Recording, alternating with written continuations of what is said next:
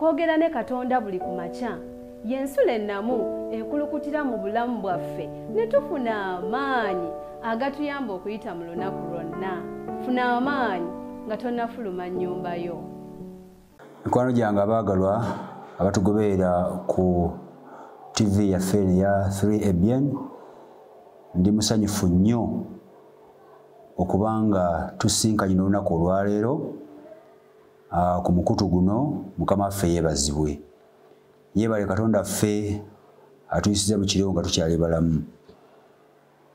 Munnange kino kya magero okeesa obudde nga oli mulamu. Nolwekyo towalirizibwa kufuluma ate weebazza ku Mukama. Waayo ekiseera weebaze ku Mukama kubanga akoledde ebikulu. Njagala kwebaza Katonda olw'okubanga atuwadde omukisa n'amakya agaaliro okwogerako gye tuli okuyita mu kigambo kye. Miwanda Kester nze nyongera okubuuzaako omukadde w'ekkanisa mu kkanisa ya Seventh-day Adventist Church Nansana. Nze mpeddwa omukisa n'amakya agaleero okugabanako naawe ekigambo kya Katonda. Olunaku olwo lwa Sabbiiti ya Mukama entukuvu eyogerwako mu byawandiikibwa nga lwe lunaku olutuufu olw'okuwummulirako, kubanga agamba eri mu Kuva Essula ya 20:8 nti jjukira olunaku lwa Sabbiiti okutukuzanga, ennaku mukaaga kola emirimu gyo gyonna, naye olw'omusanvu ye Sabbiiti eri Mukama Katonda wo. Olunaku lwa kwewombeekerako, okuŋŋaana okutukuvu, olunaku lwa kusinza. Kituufu ennaku endala zonna tusinza, naye nkubuulire Sabbiiti Mukama yalwawula kuŋŋaana n'okusinza. Nolwekyo nkwagaliza okusinza okulungi okw'olunaku olwaleero. Naawe agenda ku mulimu, munnange weekube mu kifuba olowooze ku Sabbiiti ya Mukama. Mukama nsaba akumpeera omukisa mukwano gwange. Olwaleero ennaku z'omwezi ziri 8 mwezi guno ogw'E11 omwaka gwa Mukama waffe ogw'2025. Nnaku olwaleero mu kanisa yaffe ey'aba Seventh-day ye Mission Promotion. Nnaku lwa kupromotinga mission y'ekkanisa yaffe tugimanyi bulungi nnyo, era ng'esangibwa eri mu kubikula Essula ey'O14 olw'omukaaga n'olw'omusanvu. Nolwekyo mukwano gwange alowooza kuleeta abagenyi, tita abagenyi tugabaneko nabo ekigambo kya Katonda. Nze nno nkyali Kabumbi gye tuli mu kanisa ya Seventh-day Adventist Church Kabumbi, gye tumaze wiiki nnamba nga tuli mu wiiki ey'okusaba. Nolwekyo mukwano gwange njagala okwaniriza ku lunaku luno. Nekira mukwano gwange keerako lunaku lwa Sabbiiti ssaawa 24 zonna za Mukama. Keerako tuli ku kanisa naye gwe n'ojjanga n'eresoni ewedde. Lunaku gy'okwaba ku mulimu okeera, naye weekube mu kifuba munnange okeereko, kubanga lunaku lwonna ssaawa 24 za Mukama. Nkwagaliza okusinza okulungi. Katusabe nga tugenda kukwata ekyokuyiga kyaffe eky'olunaku olwaleero. Mukama omwagalwa weebale kubanga osiimye okwogera gye tuli n'amakya agaleero. Tuwa omukisa oyogere naffe, Mwoyo Omutukuvu kalungamye ebirowoozo byaffe, temeteme ekigambo kyo bulamu bwaffe, kyokka kikole ekyukakyuka mu bulamu bwaffe, ku nkomerero ya byonna tusikire obulamu obutaggwaawo. Weebale kubanga otuwulidde ku bwa Yesu Kristo Mukama waffe.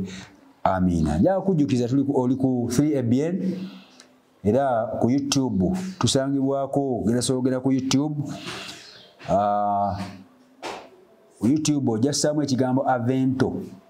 Avento ejja kuleeta Avento Productions, ejja kufuna buli kimu ekigenda mu maaso wano. Ate tulina ne app yaffe ku ssimu yo, ogenda mu Google Play Store no downloadinga Avento Media. Ojja kubanga ofuna app eyo olabe buli kimu ekigenda mu maaso. Njagala kwongera okuyita okuwagira omulimu guno. Mulimu guno gwetaagisa obuwagizi bw'omukwano gwange. Nolwekyo njagala kusaba gwalina essimu ya Airtel teeka mu 185 *9 # then oleko otekemu code bajja kubuza code otekemu 43975 then osembeyo 0 yatekamu nsimbi zo sobodde ate ne pin code yo jakuba tufuna ensimbi ezo so nga ate gwe mutyen nyiga 165 star 3 oba 3 hash nawe notekamu code eri 8388983 ye code yaffe kojja okuteeka ensimbi ezo era onyige pin code ya mobile money tujja kuba tufuna ensimbi ezo tulyoke tugende nga twongerayo obuweeza bwa Katonda mu maaso. Mukama akuwa omukisa. Olwaleero tuli mu kubikula essula y'omukaaga kubikula essula ya 20 n'olunyiriri lwa 8. Olunyiriri lwa 8 lutuuka olwaleero tuli mu kubikulirwa lunyiriri ku lunyiriri. Gogi ne Magogi. Gogi ne Magogi bonna bw'okyatudde kigenderawo kikola. Olunyiriri lwaffe lugamba era aligenda okulimba amawanga ag'omu nsonda ennya ez'ensi. Gogi ne Magogi okubakuŋŋaanya mu lutalo omuwendo gwabwe ng'omusenyu gw'ennyanja. Bano bagenda okuŋŋaanya. Ani akuŋŋaanya? Gwe gusota Setaani omulyolyomi gwe tuzze tuyiga eyasibibwa emyaka 10 kaakati ng'asumuluddwa. Gye twalabye ng'asumuluddwa naye ng'asumuluddwa agenda kuŋŋaanya amawanga gonna abalimbe nti tugenda kulwana n'abatukuvu. Agenda kuŋŋaanya Gogi ne Magogi okubakuŋŋaanya ku talo nti omuwendo gw'abo bagenda okuŋŋaanya bawera ng'omusenyu gw'ennyanja ekitegeeza tebabalika. Ne bannange ekirungi owuliriza ebigambo bino mukwano gwange bw'obigaana gw'omanyi kiri ku lulwo kubanga agambye omuwendo gw'abantu bano gugenda kubeera muyitirivu nga tebabalika ng'omusenyu gw'ennyanja. Osobola okugubala? Weeteeketeeka olwaleero oleme okubeera ku muwendo guno ogw'abantu abangi abalinga omusenyu gw'ennyanja. Kyobula oli agenda n'agamba kakati mwe abatono mbu Katonda ayinza okukkirizamu abatono muyinza okubeera n'amazima okusinga abantu abangi. Weebale eggadi. Katonda tagenda mu muwendo gw'abantu newankubadde batono naye nga be bakkiriza ekigambo kye abo bagenda nabo. Genda osome mu kitabo kya Lubeerera essula y'omukaaga abakyala baazikirira ku mulembe gwa Nuuwa baali bayitirivu 8 gukka naye newankubadde nga 8 bye bakola ng'ekigambo kya Katonda bwe kiri abo yakkiriza ne balokolebwa. Kati ekyo tekimuyigula ttama bw'ogaana amazima gano. Ate si gwosoose bangi bagagaanye baba bano balinga musenyu gwa nnyanja. Kati ekyo tekitiisatiisa Katonda kiyamba ggwe. Kama atuwa omukisa tugenda mu maaso n'ekyokuyiga kino. Obulimba n'okubungeesa eŋŋambo z'okutya mu bantu bwe bwalinga obukodyo obwakolebwanga Robert Mugabe owa Zimbabwe okugenda mu buyinza. Pulezidenti ono wa Zimbabwe nti okugenda mu buyinza bwali bukodyokodyo bwe yakugenda ng'akola bwalimba abantu bwakola atya manyi gavumenti nga zikyuka bano abajja batandika okuteekamu okuvumirira obukulembeze obuliwo zimanya bino tebizi bakola bino siri nnyo munnabyabufuzi naye ebyo bibaddewo bulijjo. Naye noono okulya obuyinza bwe bukodyo bwe yayitamu nga yaabalaga agenda bawa ekisingako obulungi. Bw'ataafuna bululu bwonna mugamu ku masaza ng'ategeeza ng'ateekateekawo ekitta bantu abasukka 200 olw'okugunjaawo ebibooziboozi ebyakalabba. Tegedde bannabyabufuzi obategedde? Bannabyabufuzi mufuge ne mufugire wansi w'omukono gwa Katonda. Naye ekitali ekyo bannabyabufuzi abamu si balungi. Ndowooza owulidde abantu mu Zimbabwe kumpi 2,000.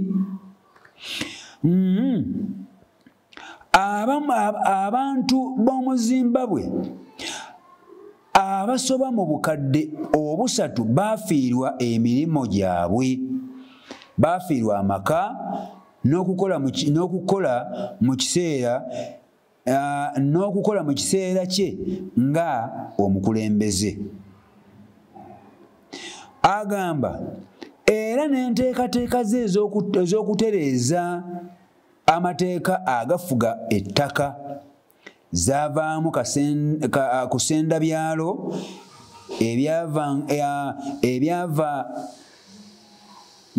ebyagaananga okukkaanya naye. Ndowooza weetegereze wano okiwulidde. Kye yakola yazuulanga amasaza agatamuwagira n'agenda alimu ku limu, bw'ateekateekawo amateeka, akyusa amateeka g'ebyettaka, constitution egenda ekwatibwamu, bwe bagikyusakyusa, kumbe agikyusa ku lw'abano abatamuwagira. Bw'akyusa etteeka ayina baasuubira abatamuwagira bagenda okunyigiriza. Era ekyavaamu atugambye ne bagenda nga basenda ebyalo n'ebyalo kubanga waali abatamuwagira. Kitalo nnyo. Egyo gy'emize gy'abannabyabufuzi abamu, mibimize gyabwe. Asinga obukulu mu bonnakyemalira ye Setaani. Oyo oluvannyuma lw'emyaka 1000 egy'okufumiitiriza ku misango eminene gye yazza ku bantu, asumululwa ebiro bitono. Emyaka gino 1000 oyinza okulowooza nti afumiitiriza ku bikolobero byazaakola mu baana b'abantu, azza atulugunya abantu, oyinza okulowooza nti byalowoozaako. Naye mwana nti mufo ky'okwekuba mu kifuba we yakoma, omuwandiisi agamba wagenda okutandikira. Agamba nti oyinza okulowooza yayiga, naye nedda we yakoma we yatandikira okulimba amawanga. Emyaka gino 1000 gye tuzze tulaba nga giwedde, agenda kuvaayo alyoka alimba amawanga. Bali betulabye abalinga omusenyu gw'ennyanja bangi abakkiriza obulimba bwe, naye ne ku luno agenda kuddamu abalimba ogwokubiri. Akasajja kano kalimba bannange, lwaki tetukadduka? Nze kyovola nasala amagezi nenkadduka nensenga Mukama waffe Yesu Kristo. Kati simanyi gwe kyokyalinda. Setaani mubi, mulimba, ayagala tuwawukanya ne Katonda bbanga lyonna. Naye newankubadde biri byonna yabikolanga, naye ne ku luno era byagenda okuddamu, we yakoma we agenda okutandikira alimbe.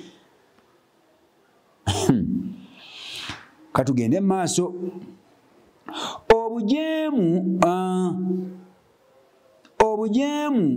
Obujeemu bw'eri Katonda tebulikyuka. Ababi bakuzuukizibwa addamu bujja omulundi gumu okusemba okugezaako okuwamba obwakabaka bwa Katonda. Ye muwambi buli kadde ye ayagala kuwamba, ayagala kuza mu kifo kya Katonda. Gutojjukira bwe yali emuggulu ekyamugobyayo, yayagala okulinnyisa entebe y'okusinga eya Katonda, ng'ayagala kwewaŋŋamya ku ntebe ya Katonda. Ekitonde ayagala kudda mu kifo ky'omutonzi we. Ebbumba lyagala kusinga mubumbi. Ye kati yafuuka nekya ye. Gutojjukira bwe yalimba Adamu ne Kaawa, bwe munaagulyako mujja kuba bagezi nnyo, mujja kubeera nga Katonda. Ye kati bwe bulimba bwe olw'okuba naye byayagala bwate byagenda sigane mu bantu. Bannaye tukyawe Setaani, nze nakakyawa.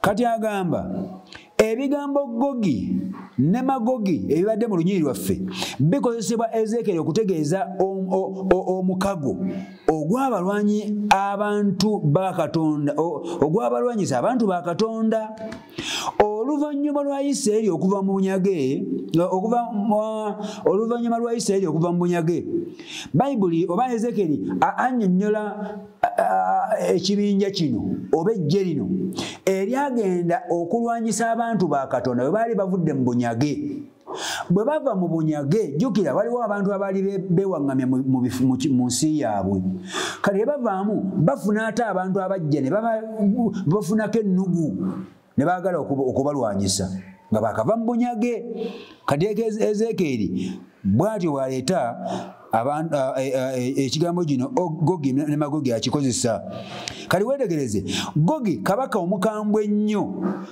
owa Magogi ekitegeeza Gogi yali kabaka Magogi bwe bwakabaka bwe nga tamanyiddwa mu byafaayo yateekateeka lwaki agatamanyiddwa linnya lye teririmu mu byawandiikibwa teriragibwa naye nga yali kabaka ng'akulembera Magogi yateekateeka okulwanyisa eggwanga erikomyewo okuva mu bunyage mu buwaŋŋanguse omwana w'omuntu simba amaaso go okwolekera Gogi ne Magogi omulangira wa Losi Meseki ne Tubali omulangirireko bw'atyo bw'ayogera mu Ezekiel essuula ya 38 mu nnyiriri lwokubiri Ezekiel akootinga ebigambo bino kali weetegereze twagala twetegereze bano bagenda okuŋŋaanya Gogi ne Magogi be baki kati wuliriza tuli ku lunyiriri mu kirabo kino ekyakubikkulirwa era nti ndiweereza omuliro ku Magogi ebyo nabyogerwa Ezekieri ne ku abo abatuula ku bizinga nga tebaliiko kye batya kale balimanya nga nze Mukama. Soma Ezekieri essuula ya 39 lunyiriri lw'omukaaga. Okumanya obanga waliyo ku byafaayo Gogi ne Magogi si y'ensonga nti oba Gogi yali ani ate Magogi yali ani ate yali kabaka ki eyo si y'ensonga eri mu kyokuyiga kya leero Ezekieri kyagezaako okukkaatiriza kiri nti Setaani nakyemalira ali kuŋŋaanya eggye okulwanyisa Isirayiri oluvannyuma lw'okuzzibwa obuggya naddala mu kiseera abantu ba Katonda nga bali mu kusanyukira emikisa gye. Kati Gogi ne Magogi ne bw'otofaayo nnyo bitegeera ne bw'otabinoonyerezaako wano automatically ayogera ku nakyemalira ono Setaani ogusota omulimba w'ensi zonna kawenkene wano gwayogerako nti agenda kuŋŋaanya abantu agenda kuŋŋaanya eggye agenda kuŋŋaanya bano ba Genos bano abaazirwanako era gwe mulwanyi gwe webale kulwana entalo webale kulunula eggwanga webale kulwanirira eggwanga naye bw'otakkiriza Yesu Kristo okubeera omulokozi wo ogenda kubeera ku ggye lya Setaani. Kati kigambibwa omwoyo w'obunabbi alaga nti agenda kuŋŋaanya ba Genos bano abaazirwanako abalwanyi ab'amaanyi bano simanya balwana ensi bawamba ensi bawamba obukulembeze abalwanya bazibomu bawulira mu ntalo ez'amaanyi abamanyi okuvuga ennyonyi ennwanyi abo bonna agenda bakuŋŋaanya abagambe nti mujje tulwane olutalo luno. Ye Gogi ne Magogi bagenda okuŋŋaanya agambye bagenda kuba ng'omusenyu gw'ennyanja obungi tebagenda kubalika. Weetegereze nti kyayogerako wano nga Isirayiri ow'edda eggye lino bwe lyali lyagala okulwanyisa bano abaali bavudde mu buwaŋŋanguse ne Yerusalemu nga kiziddwa bujja kubanga eri mu Ezekiel essula 2 nti nendaba eggulu erija n'ensi empya nendaba ekibuga ekijja nga kikka okuva mu ggulu wa Katonda nga kiyitibwa ng'omugole ayonjeddwa bba genda osome essula ya 2 mu Ezekiel ku bikulu essula ya 2 okuva ku lusooka nga kikka okuva mu ggulu kati Yerusalemu kino nga kizzibwa bujja nga mulimu abanunule kubanga Bayibuli egamba Katonda yennyini agenda kubeera mutuuze mu bwakabaka buno mu Yerusalemu eno ekijja mu kibuga kino agenda kubeera mutuuze agenda kuva mu ggulu akuba obutuuze bwe ku nsi kuno tugenda kubeera naye emirembe n'emirembe gambako nti amiina. Kakati ekibuga kino nga kimaze kikka kiti abanunule bali omwo nze naawe nga mwetuli abakkiriza Yesu Kristo ne tumuwa obulamu bwaffe nga ne Katonda yennyini mwali Setaani alyoka abakuŋŋanye bano bajjenooza abasirikale ab'amaanyi balyoke bajje bagende bakikube bakirwanyise nga kirimu Isirayiri empya kifuuse kipya tikyaddamuko bo balirowooza nti bajja kiwamba nga bwe baakolanga nga bolaba entalo ezigenda mu maaso olwaleero. Katwetegeeza ebigenda okuddirira agamba eno yembeera yennyini Yokaana gy'alaba ng'ebaawo oluvannyuma lw'emyaka 1000 egy'eddembe ery'ababi bonna nga bali wansi w'obukulembeze bwa Setaani bali kuŋŋaana wamu okulumba Isirayiri ow'omwoyo. Luli bali balumba Isirayiri ow'omubiri naye kuno bagenda kulumba Isirayiri ow'omwoyo naye bali tebamanyi kye balumba. Isirayiri ow'omwoyo alumbika olaba n'oli teyalumbikanga bawalenga abangawo abalumba omulundi gumu Musa bwe yawanikanga omikono gye ne balumba ne babatta bwe jakanga balina bano balumba kugamba Isirayiri yetazanyibwako naye Isirayiri kino ekijja kyo kijja kuba kiralamuko. Kankutegeeze mukwano gwange omwagalwa Setaani kyayagala okulumba naye bw'ali balumba Isirayiri nti Yokaana bw'ati bw'alagibwa nga Setaani alumba Isirayiri ono ow'omwoyo naye okulangirira nange ndi mu Isirayiri ow'omwoyo. Buli akkiriza Yesu Kristo okubeera omulokozi we automatically ayingira Isirayiri ey'omwoyo obeera Isirayiri eggwanga lya Katonda ettukuvu eddonde. Mu kiseera ekyo ali mu Yerusalemu ekijja Isirayiri ow'omwoyo ng'ali mu Yerusalemu ekijja nga mawulire malungi. Setaani mbw ali bakuŋŋaanya bajje bakirwanyise bakikube Yerusalemu ekijja kirimu abanunule naye tagenda kusobola. Tukyali mu kubikula lunyiriri ku lunyiriri tugenda kubyetegereza olunaku olw'ekyo ebirala naye nkusaba mukwano gwange omwagalwa omukisa gukyaliwo lwaki ogugaana? Biki ebikulemesezza okukkiriza Yesu Kristo okubeera omulokozi wo? Biki? Ekintu kitono nnyo tekyetaaga na nsimbi yonna just kukkiriza. Kituufu olina by'owangaliddemu ebbanga ddene omaze mu busamize ebbanga omaze mu bulimba ebbanga omaze mu bwenze ebbanga naye nkubuulire kasita owa Yesu Kristo okubeera weewa Yesu n'omuwa obulamu bwo ova mu bali Gogi ne Magogi n'oyingira mu Yerusaalemu ekijja eky'abantu ba Katonda. Njagala kuwaayo okusaba mukwano gwange omwagalwa naye sooka owulire okusaba kuno. Ayi Mukama negataako tusabe mu kusaba kuno. Ayi Mukama gw'omukuumi w'abantu bo mbeera mirembe mu mikono gyo eri bonna abaagala okunnumba. Nsaba okubeeranga omuwulize wansi w'obukuumi bwo. Naye walisabye esaala eno naye n'obeera omu ku bawulize kubanga bano Gogi ne Magogi be bajeemu abaagaana okuta Setaani baalemwa okwawukana n'ekibi baalemwa okwawukana olw'obuntu obutono. Sente zikulemese omukazi akulemese okukkiriza Katonda omukazi omuzadde we akulemese okukkiriza Katonda gwe nga n'enkyagenda kufa akulekewo mukama wo akulemesa okukkiriza Katonda.